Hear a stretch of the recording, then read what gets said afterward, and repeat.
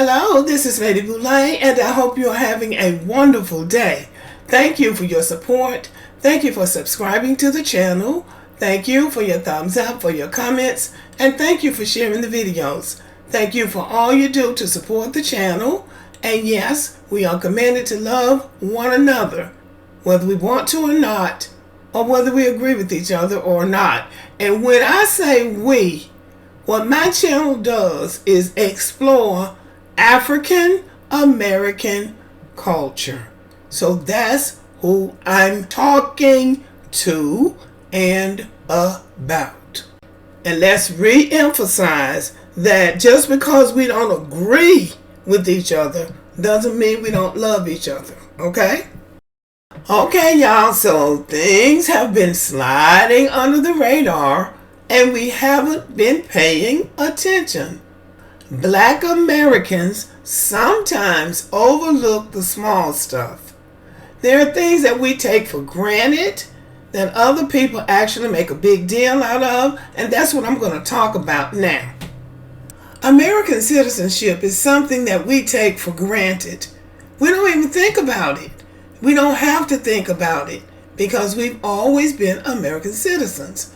But people who come from other parts of the world, and especially if they're black, they want to believe that they have the same rights and privileges as black Americans, that they could always come here and outdo black Americans, which is a total lie. And even when you give them the government statistics and the historical records showing that they could not come here before the Immigration Act was passed in 1965, they will still argue with you. So they will argue with the facts because they want to believe that they have the same citizenship rights that you do. Now they know that doesn't make any sense, but you absolutely know it doesn't make any sense. And one thing that I would caution black Americans is about telling things on social media to other groups of black people, because they take what you say literally. When you say that all these other groups are going to erase us, they believe that. They will tweet that and they will come into my comment section telling me that they're replacing us. There is no way they can replace us. But it's the things that we say that give people energy to throw back in our faces, and then we get mad when they throw it back at you. But you don't realize that you've been speaking recklessly and giving them ammunition to throw back at you. So this is just a friendly reminder. Be careful what you're saying and don't speak anything into being that you don't want to be. So if you say they're going to replace us, then you're speaking a positive as opposed to no, you're not going to replace us. So you have to speak whatever you want to be and stop speaking recklessly. Now that's just my advice. So let's finally accept the reality that black American culture is American culture. From the music to the food, to the way we move, the way we dress, the way we operate in the world, the things that we do and have done in America becomes a part of the greater American culture. So when people start doing stuff that they see black Americans doing, including white Americans doing it, they think that's American culture. They don't recognize it as black American culture. We can do our best to gatekeep our culture, but people really see America is the superpower. It's hard for people to believe that the 13%, we're larger than that, but that we are the ones who drive the culture. And people can be envious of that. I'm not saying everybody is, but some can be. Because whatever black Americans do and become popularized because of the American media machine, it gets transported all over the world. So we have to bond with the idea that our culture is American culture. We are Americans, and so our culture is American culture. Now today I want to focus on some part of our culture that we probably haven't been paying attention to, and it's the historically black colleges and universities. they are becoming more and more in focus and high profile for a number of reasons. So we got to talk about that today. People say we need to gatekeep our culture. It's almost impossible to do. But most of what's coming out of America as culture is associated with Black Americans. But again, I want to focus on the HBCUs. Historically, Black colleges and universities are more popular now than they've ever been before. And part of it is because they are historical. These institutions were established right after slavery or during the days of Jim Crow, when Black Americans couldn't go to PWIs, predominantly white institutions. So the states down here in the South, because that's where most of them are, they allocated a little bit of money for those HBCUs to keep Black students out of white colleges, and also because they did not think the schools were going to succeed. They didn't think the children of the enslaved people had the ability to learn, to do college. So they threw those schools up, threw a little bit of money at them and said, okay, do what you can with it. But the HBCUs have succeeded beyond what anybody would have predicted. So as early as the 1970s, when I was in undergraduate school, they were talking about merging these HBCUs, these state colleges, with the PWIs. So I heard now that Florida State has merged with FAMU or something of that nature. But they are doing that because these colleges have great historical value. HBCUs have great success stories. There is success story after success story of people who came out of HBCUs and did outstanding, extraordinary, excellent things in this country.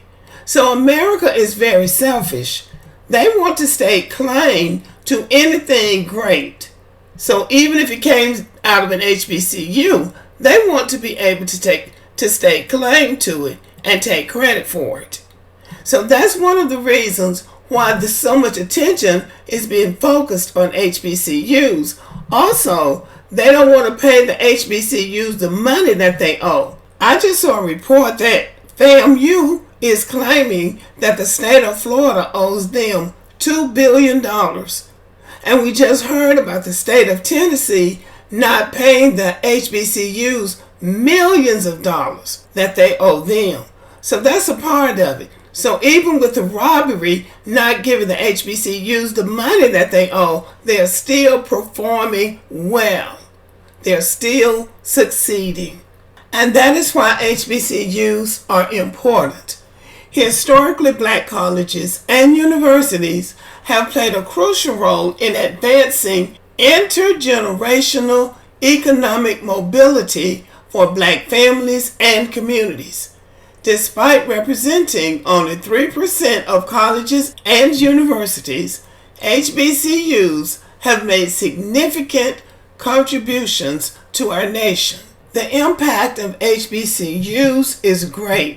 HBCUs enroll 11% of Black students in the United States, despite representing less than 3% of all colleges and universities. They produce 40% of all Black engineers, 50% of Black teachers, 70% of Black doctors and dentists, and 80% of Black judges. Now that is an impact for real. HBCUs support nearly 5 times more students than Ivy League institutions in facilitating upward mobility from low-income households to higher income brackets. Now that is major. But that doesn't surprise us because we know that Ivy League institutions are designed really for students from families that are already wealthy. HBCUs exist to bring mostly poor Black students out of poverty into a higher tax bracket, and they do an excellent job of that. So what is the HBCU effect in America? The HBCU effect is a term used to describe the historical and present-day impact of historically black colleges and universities. Despite being under-resourced, meaning underfunded, and serving a substantially low-income and first-generation student population, HBCUs have proven to be extremely effective in graduating black students, particularly in STEM fields. The HBCU effect seeks to understand, validate, and promote the success of HBCUs to develop a counter-narrative that fully illustrates the value and competitiveness of these institutions. See, HBCUs had to prove over at least 100 years that they are effective. That even though we don't have the money, we don't have the resources, we don't have the labs, we don't have anything of the white universities, but we're still competitive and we can still beat them at their own game. So why am I talking about HBCUs in terms of black Americans overlooking the small stuff? Our culture is still embedded in the HBCU experience. You can be the smartest person on the campus and still relate to the student body. You don't feel othered on those campuses. And sometimes we overlook that. Some of these black students now who are offered full ride scholarships to these PWIs are choosing to go to HBCUs. That's where the legacies are, that's where the culture is, and that's where you're going to feel the most comfortable. So I just want us to appreciate what we have, because what we have is a lot more important than some of us think. Because sometimes what we have is what other people want. HBCU colleges and universities are doing well in the STEM fields: science, technology, engineering, and mathematics. Now here is where we're going to have to open our minds a little bit, because some of the STEM instructors are foreigners. They come from other parts of the world.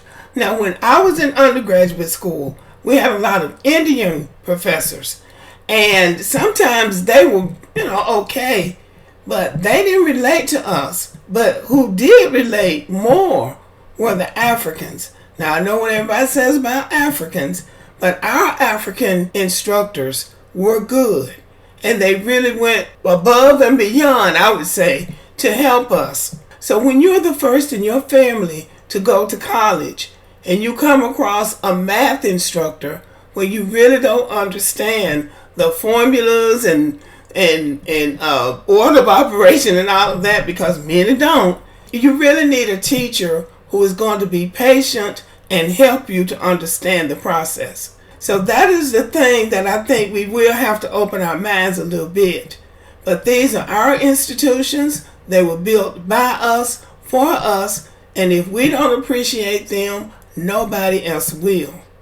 So consider an HBCU if you're considering school or you have children considering college. Consider, but always make the best choice for yourself. But in all that we do, let's not overlook the small things in our culture, because they are important too. Okay, y'all, thank you for listening. Subscribe to the channel, give me a thumbs up, leave a comment, share the video, and as always, have a great day.